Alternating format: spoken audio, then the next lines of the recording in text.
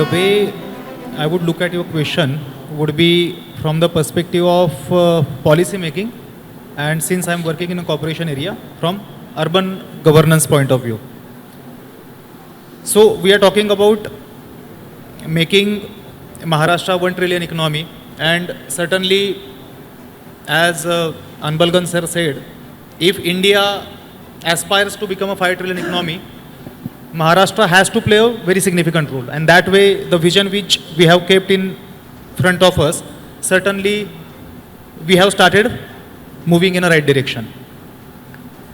Now, Maharashtra as a economy, again, अगर India में महाराष्ट्र को इम्पोर्टेंट रोल प्ले करना है, सो महाराष्ट्र में Mumbai and Mumbai metropolitan region has to play an important role if we want to become a 1 trillion economy. And this investment will have to come from private sector as well, because government investment, as we all know, alone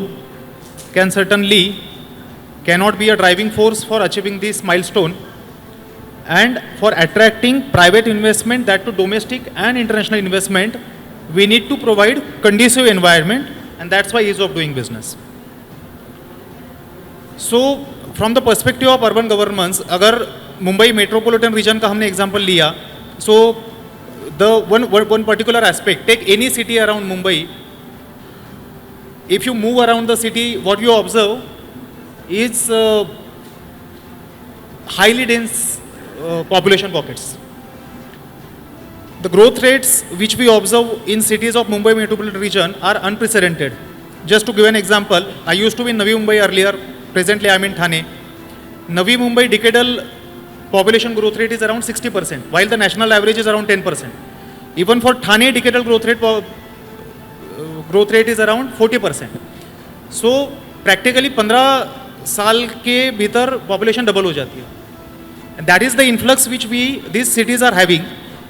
Now the question arises, are we providing urban amenities commensurate to the rate at which our population is increasing? And that provision of urban amenities cannot be done purely through government investment. And that's why it is very important that we come out with innovative models for providing urban amenities to our ever increasing population through innovative funding sources. And that's why this question is very pertinent.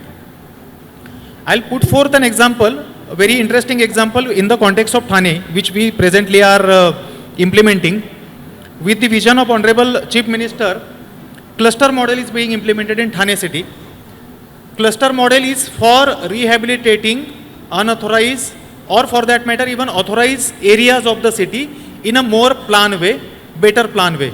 So SRA के बारे हमने सुना है, slum rehabilitation हम देखते हैं, but then through cluster model, not just one particular plot, but a particular group of plots, or for that matter a larger chunk of area can be planned afresh, and then investment can be sought for that particular area, and that redevelopment happens.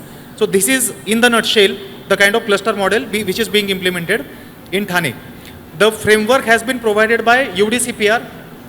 The UDCPR which came into being in December 2020, and it has been definitely a forward-looking document, because urban housing constraint जो अभी तक हमने face किए हैं, and we always look down at slums, but we forget that they are part of the ecosystem, and they definitely need they seek solution, and somehow we have not been able to provide our housing stock which will be sufficient for the ever increasing population.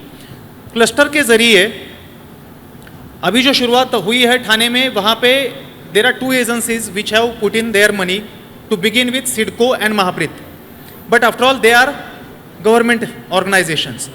And government organizations alone, for example, अगर उसका scale का example देना है, तो what we are seeking, थाने का जो total area है जिसमें से slum and then some pocket of authorise area, उसमें से 1500 hectares are going to be redevelop, और 1500 हेक्टर के लिए सिर्फ गवर्नमेंट इन्वेस्टमेंट काफ़ी नहीं होने वाली है, and there comes role of private investment. So after these two phases where CIDCO and Mahapreet are working, we are in negotiation with 2 international funds, IFC, and there are 2 other international funds उनके साथ our negotiations at the final stage now, and they very well will participate not just in terms of fund allocation, but they actually will be implementing agency on the ground.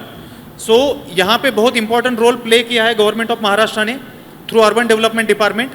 They have created an enabling environment through policy changes which were done through UDCPR, and then cluster again one of the USPs is यहाँ पे हमने जो transit camps होते हैं that has been totally bypass, because so far जो redevelopment या हमने देखा है या फिर रिहेबिलिटेशन हमने देखा है, वहाँ पे transit camp has become a pain point for citizens, क्योंकि एक बार आप ट्रांजिट कैंप में चले गए कई बार एक जनरेशन वहीं पे चली जाती है. क्लस्टर में there has been so much better coordination between various departments that open plots have been identified, construction has started, and as the plan goes, directly people will go and live in the built houses. So this is another aspect why it makes it so lucrative both for citizens as well as investors, because they get a guarantee that project is not going to be delayed, and they whatever returns they are expecting within the foreseeable future, उनका IRR जो maintain होना है उसकी guarantee उनको मिल जाती है. So this I would say is a very good example जिसमें government is playing a facilitating role, private sector is also coming forward, policy changes are made, and a kind of positive sum model is created in which everybody is winning. These kind of solutions are required for urban area, not just in terms of industrial development, जैसे sir ने बताया कि manufacturing and services, उसके अलावा जो urban amenities हम provide करते हैं. One more aspect I would like to speak here.